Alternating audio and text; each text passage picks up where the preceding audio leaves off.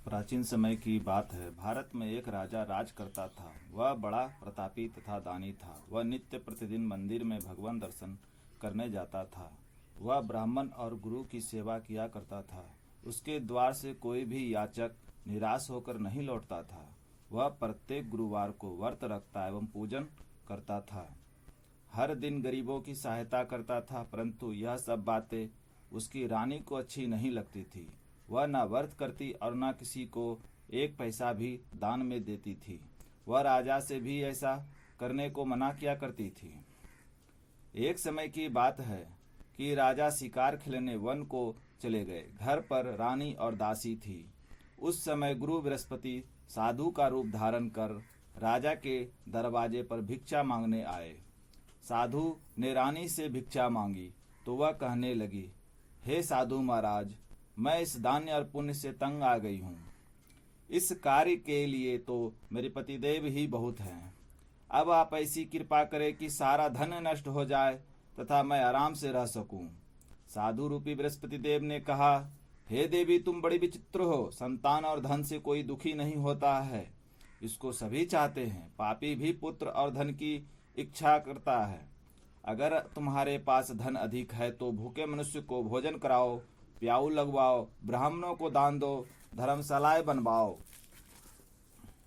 कुआं, तालाब, बावड़ी, बाग आदि का निर्माण करो तथा निर्धन कुमारी कन्याओं का विवाह कराओ।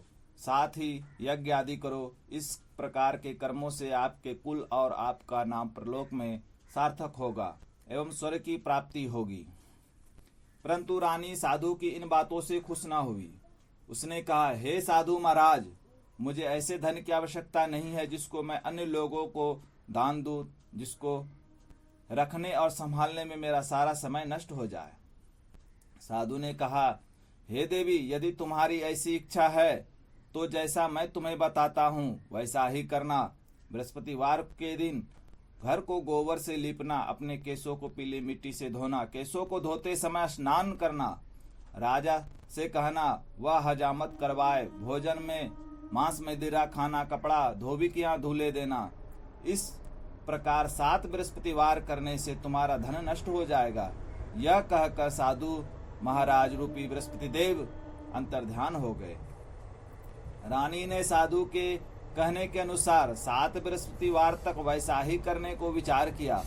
साधु के बताए अनुसार कार्य करते हुए केवल 3 बृहस्पतिवार ही बीते थे कि उसकी समस्त धन संपत्ति नष्ट हो गई। भोजन के लिए दोनों समय परिवार तरसने लगा था, संसारिक भोगों से दुखी रहने लगा।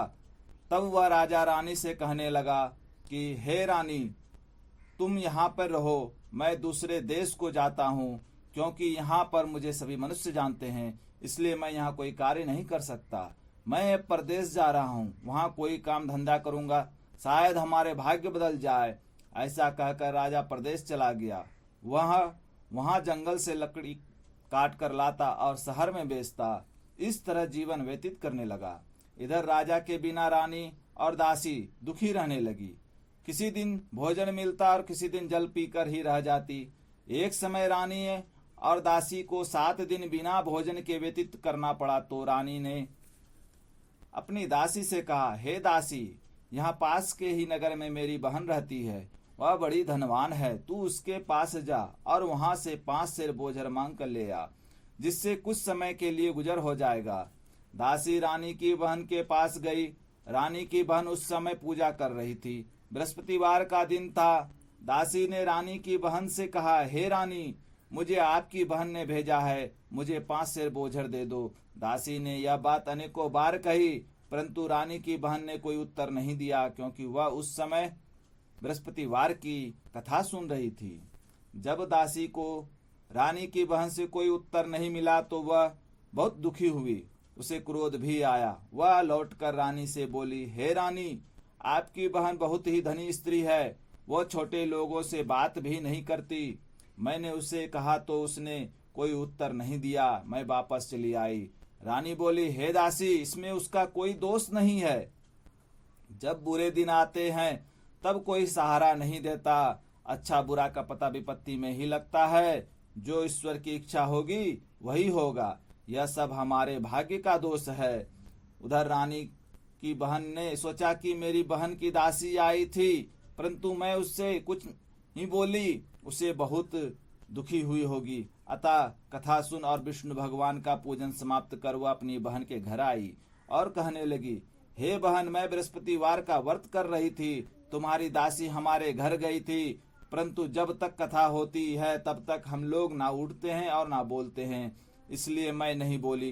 कहो दासी क्यों गई थी?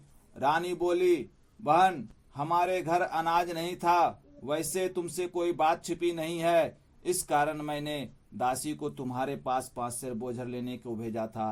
रानी की बहन बोली, बहन देखो, बृहस्पतिवार भगवान सबकी मनोकामना पूर्ण करते हैं, देखो शायद हम तुम्हारे घर में अनाज रखा हो। यह सुनकर दासी घर के अंदर गई तो वहां से एक बड़ा बोझर का भरा मिल गया उसे।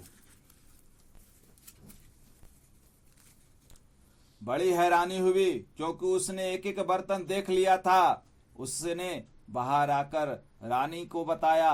दासी अपनी रानी से कहने लगी, हे रानी, देखो वैसे हमको जब अन्न नहीं मिलता तो हम रोज ही व्रत करते हैं, अगर इनसे व्रत की विधि और कथा पूछ ली जाए तो उसे हम भी क्या करेंगे। दासी के कहने पर रानी ने अपनी बहन से बृहस्पतिवार के बारे में पूछा। उसकी बहन ने बताया, हे रानी बहन, बृहस्पतिवार को सूर्योदय से पूर्व उठकर स्नान करके बृहस्पतिवार का व्रत करना चाहिए, लेकिन उस दिन सिर नहीं धोना चाहिए। बृहस्पतिवार के दिन व्रत में चने की दाल और मुनक्का से विष्णु भगवान का केले के वृक्ष की जड़ में पूजन करे तथा दीपक जलावे। उस दिन एक ही समय भोजन करे, भोजन पीले खाद्य पदार्थ का करे तथा कथा सुने। इस प्रकार करने से गुरु भगवान प्रसन्न होते हैं, अन्य पुत्र धन देते हैं, मनोकामना पूर्ण करते हैं। व्रत और पूजन की विधि बताकर रानी की बहन अपने घर लौट आई। रानी और दासी दोनों ने निश्चय किया कि बृहस्पति देव के भगवान का पूजन जरूर करेंगे। 7 दिन बाद जब बृहस्पतिवार आया तो उन्होंने व्रत रखा। गुड़शाले में जाकर चना और गुड़ बीन ले आई तथा उसकी दाल से केले की जड़ तथा विष्णु भगवान का पूजन किया। अब भोजन पीला कहाँ से आए? दोनों बड़ी दुखी हुई, परंतु उन्होंने व्रत किया था, इस कारण बृहस्पति देव भगवान प्रसन्न थे। एक साधारण व्यक्ति के रूप में वे 2 थाल में सुंदर पीला भोजन लेकर आए और दासी को देकर बोले, हे दासी, यह भोजन तुम्हारे और रानी के लिए है, तुम दोनों करना। दासी भोजन पाकर बड़ी प्रसन्न हुई और रानी से बोली, रानी जी भोजन कर लो। रानी को भोजन आने के बारे में कुछ पता नहीं था, इसलिए वह दासी से बोली, जा तू ही भोजन कर, क्योंकि तू हमारे व्यर्थ में हंसी उड़ाती है। दासी बोली, एक व्यक्ति भोजन दे गया है।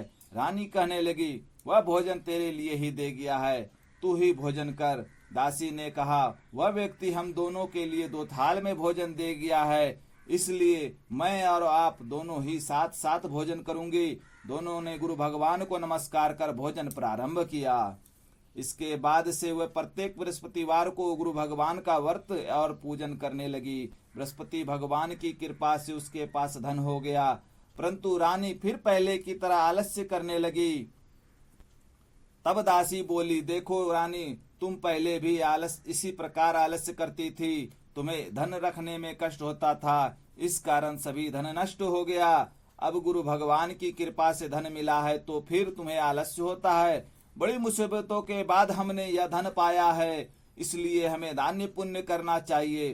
तुम भूखे मनुष्य को भोजन कराओ, प्याऊ लगवाओ, ब्राह्मणों को दान दो, कुआं तालाब बावड़ी आदि का निर्माण कराओ, मंदिर पाठशालाएं बनवा कर दान दो, कुमारी कन्या का विवाह कराओ, धन को शुभ कार्य में खर्च करो, जिससे तुम्हारे कुल का यश बढ़े तथा स्वर्ग प्राप्त हो और प्रसन्न हो। दासी की बात मानकर रानी ने इसी प्रकार के कर्म करना प्रारंभ कर दिए, जिससे उनका काफी यश फैलने लगा। एक दिन रानी और दासी आपस में विचार करने लगी कि ना जाने राजा किस दशा में होंगे, उसकी कोई खोज खबर नहीं है। गुरु भगवान से उन्होंने प्रार्थना की और भगवान ने रात्रि में राजा को स्वप्न में कहा, हे राजा, उठ, तेरी रानी तुझको याद करती है, अब अपने देश को लौट जा। राजा प्रातःकाल उठकर जंगल से लकड़ियां काटकर लाने के लिए जंगल की ओर चल पड़ा। जंगल से गुजरते हुए वह सोचने लगा, रानी की गलती से उसे कितना दुख भोगना पड़ा।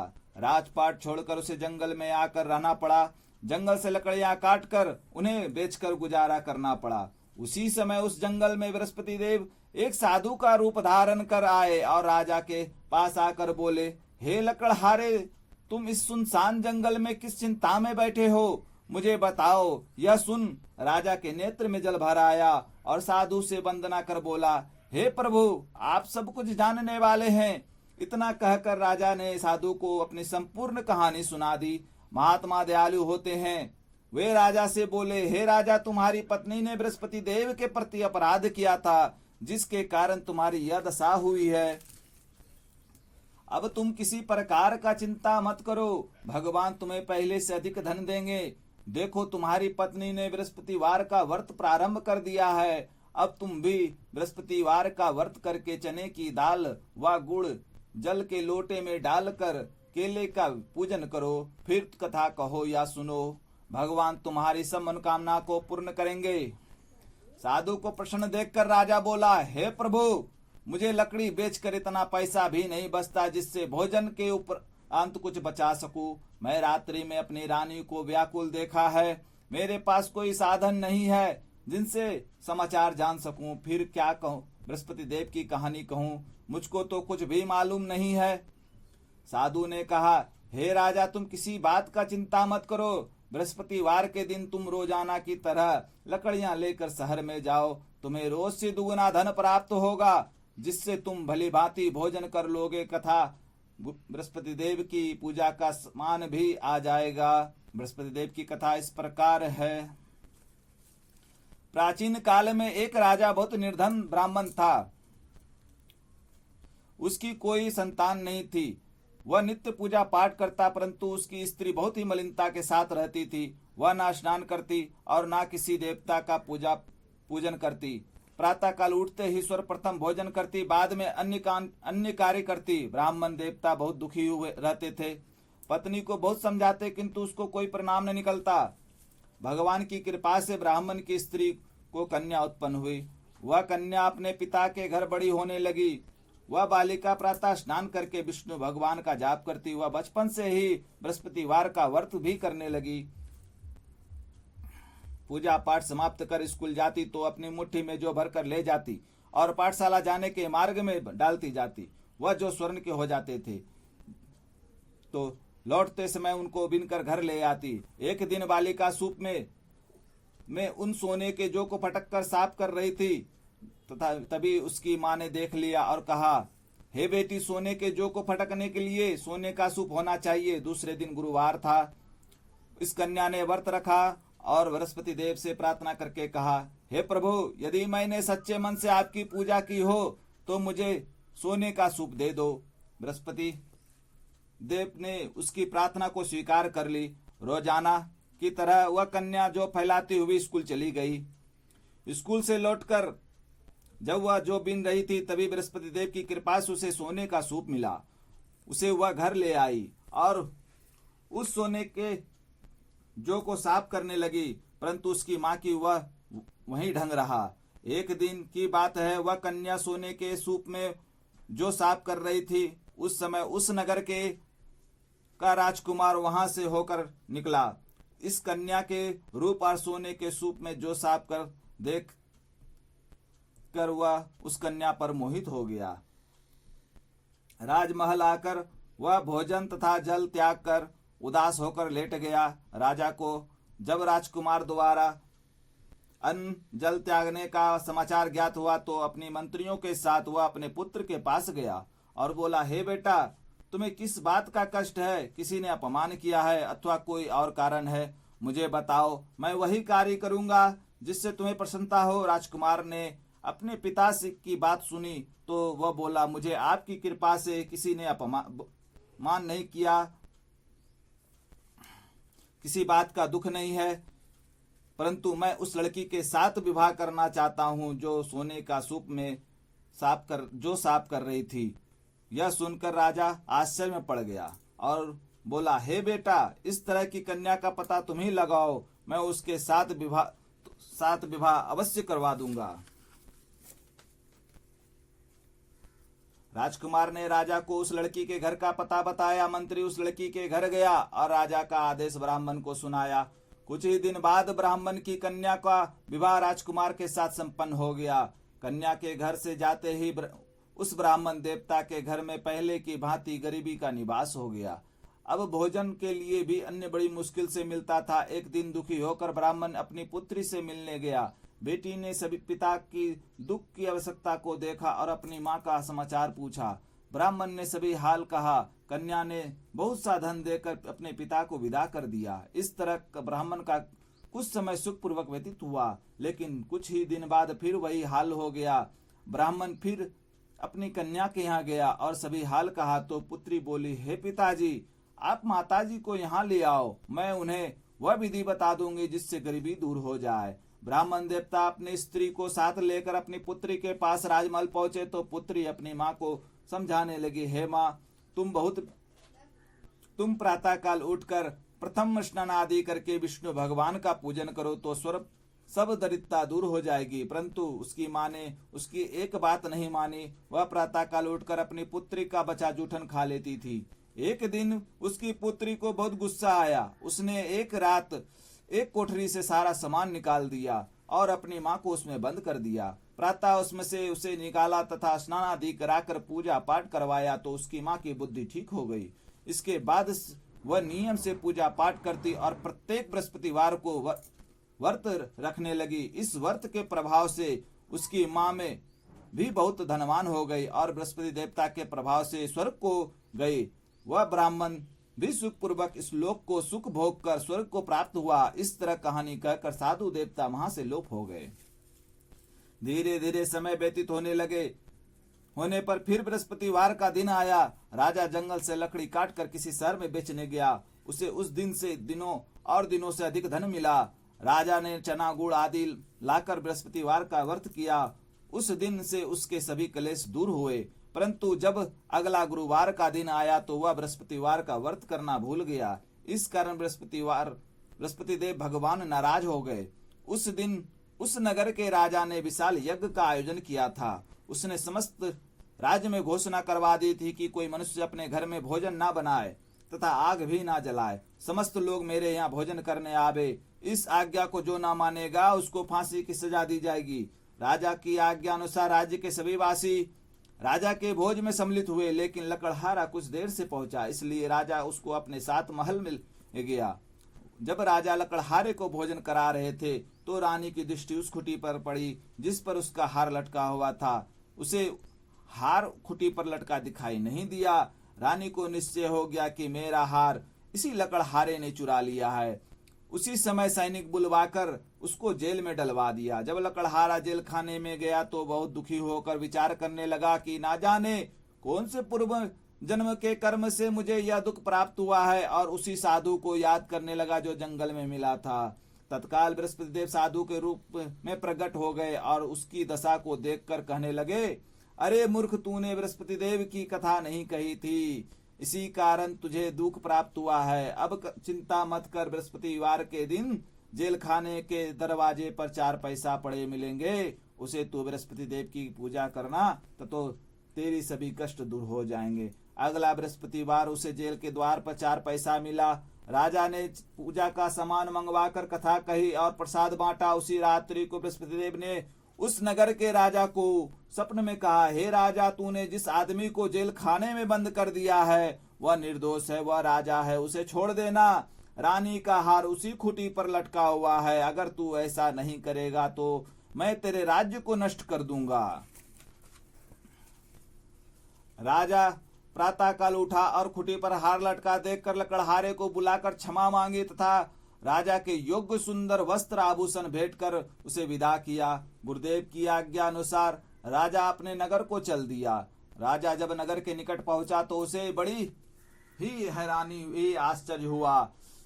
नगर में पहले से अधिक बाग, तालाब और कुआं तथा बहुत सी धर्मशालाएं, मंदिर आदि बने हुए थे।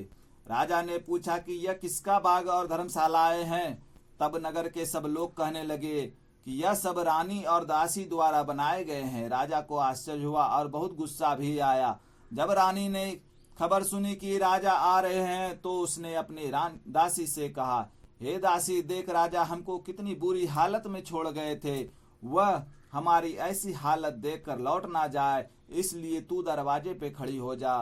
रानी की आज्ञा अनुसार दासी दरवाजे पर खड़ी हो गई। जब राजा आए तो उसे अपने साथ महल ले आई। तब राजा ने क्रोध करके अपनी तलवार निकाली और पूछने लगा, बताओ यह धन तुम्हें कैसे प्राप्त हुआ है। तब रानी ने बताया, हमें यह सब धन बृहस्पति देव के व्रत के प्रभाव से प्राप्त हुआ है। राजा ने तब निश्चय किया कि 7 रोज बाद तो सभी बृहस्पति देव का पूजन करते हैं, परंतु मैं रोजाना दिन में 3 बार कथा कहा करूंगा तथा रोज व्रत किया करूंगा। अब हर समय राजा के दुपट्टे में चने की दाल बांधी रहती थी तथा दिन में 3 बार कथा कहता। एक रोज राजा ने विचार किया कि चलो अपनी बहन के यहाँ हो आवे। इस तरह निश्चय कर राजा घोड़े पर सवार होकर अपनी बहन के यहाँ चल दिया। मार्ग में उसे देखा कि कुछ आदमी एक मुर्दे को लिए जा रहा है। उन्हें रोककर राजा कहने लगा, अरे भाई, मेरी बृहस्पतिवार की कथा सुन लो। वे बोले, लो, हमारे तो आदमी मर गया है, इसको अपनी कथा की पड़ी है। परंतु कुछ आदमी बोले, अच्छा कहो, हम तुम्हारी कथा भी सुनेंगे। राजा ने दाल निकाली और कथा कहनी शुरू कर दी। जब कथा आधी हुई तो मुर्दा हिलने लगा और जब कथा समाप्त हुई तो मुर्दा राम राम करते हुए खड़ा हो गया।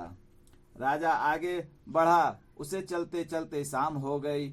आगे मार्ग में उसे एक किसान खेत में हल चलाता मिला। राजा उनसे बोला, अरे भाई, तुम मेरी बृहस्पतिवार की कथा सुन लो। किसान बोला, जब तक मैं तेरी कथा सुनूंगा तब तक 4 हरिया जोत लूंगा, जा अपनी कथा किसी और को सुनाना। राजा आगे चलने लगा।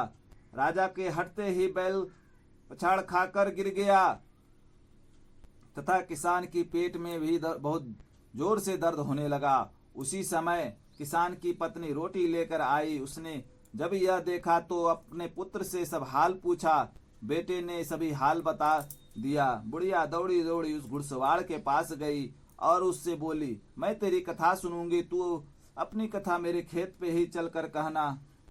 राजा ने लौटकर बुढ़िया के खेत पर जाकर कथा कही, जिसके सुनते ही बैल खड़े हो गए तथा किसान का पेट का दर्द भी बंद हो गया। राजा अपनी बहन के घर पहुंच गया। बहन ने भाई की खूब मेहमानी की। दूसरे रोज प्रातः काल राजा जगा तो वह देखने लगा कि सब लोग भोजन कर रहे हैं। राजा ने अपनी बहन से पूछा कि ऐसा कोई मनुष्य है जिसने भोजन नहीं किया हो, जो मेरी बृहस्पतिवार की कथा सुन ले। तो बहन बोली, हे भैया, यह देश ऐसा ही है, पहले यहाँ के लोग भोजन करते हैं, बाद में अन्य काम करते हैं। अगर पड़ोस में कोई हो तो दिखाती हूँ। ऐसा कहकर बहन देखने चली, परंतु उसे कोई ऐसा व्यक्ति नहीं मिला जिसने भोजन नहीं किया हो। वह एक कुम्हार के घर गई जिसका लड़का बीमार था। उसे मालूम हुआ कि उसको यहाँ 3 दिन से किसी ने भोजन नहीं किया है। रानी ने अपने भाई की कथा सुनने के लिए कुम्हार से कहा। वह तैयार हो गया। राजा ने जाकर बृहस्पतिवार की कथा कही, जिसको सुनकर उसका लड़का ठीक हो गया। अब तो राजा की प्रशंसा होने लगी। एक दिन राजा अपनी बहन से कहा, हे बहन, मैं अपने घर को जाऊंगा, तुम भी तैयार हो जाओ। राजा की बहन ने अपनी सास से अपने भाई के साथ जाने की आज्ञा मांगी। सास बोली, चली जा, परंतु अपने लड़कों को मत ले जाना, क्योंकि तेरे भाई को कोई संतान नहीं होती है। बहन ने अपने भाई से कहा, हे भैया, मैं तो चलूंगी, परंतु कोई बालक नहीं जाएगा। राजा ने कहा, जब कोई बालक ही नहीं जाएगा तो तुम ही जाकर क्या करोगी। दुखी मन से राजा अपने नगर को लौट गया। राजा ने अपनी रानी से कहा, हम निसंतान है, इसलिए कोई हमारे घर आना पसंद नहीं करता। इतना कहकर वह बिना भोजन आदि किए सैया पर लेट गया। रानी बोली, हे प्रभु, बृहस्पति देव ने हमें सब कुछ दिया है, वे हमें संतान भी अवश्य देंगे। उसी रात बृहस्पति देव ने राजा को स्वप्न में कहा, हे राजा, उठ, सभी सोच त्याग दे, तेरी रानी गर्भवती है। राजा को यह जानकर बड़ी खुशी हुई। 9वें महीने में रानी के गर्भ से एक सुंदर पुत्र पैदा हुआ। जब राजा की बहन ने यह शुभ समाचार सुना तो वह बहुत खुश हुई तथा बधाई लेकर अपने भाई के यहाँ आई। तभी रानी ने कहा, घोड़े चढ़कर ना आई, घोड़ा चढ़ी आई। राजा की बहन बोली, भाई मैं इस प्रकार ना कहती तो तुम्हें औलाद कैसे मिलती। बृहस्पति देव ऐसे ही हैं जिसके मन में जो कामनाएं रहते हैं सभी को पूर्ण करते हैं। जो सद्भावना पूर्वक बृहस्पतिवार का व्रत करता है एवं पढ़ता है और अथवा सुनता है और दूसरों को सुनाता है, बृहस्पति देव उसकी सभी मनोकामना पूर्ण करते हैं। बृहस्पति देव की उनकी सदैव रक्षा करते हैं। जो संसार में सद्भावना व सच्चे हृदय से मनन करते हुए बृहस्पति देव की पूजन करते हैं, उनकी सभी मनोकामना इसी प्रकार पूर्ण होती है जैसे रानी और राजा ने बृहस्पति देव की कथा का गुणगान किया, उसकी सभी इच्छाएं बृहस्पति देव ने पूर्ण की। मनुष्य को हृदय से उनका मनन करते हुए जय जयकार करना चाहिए।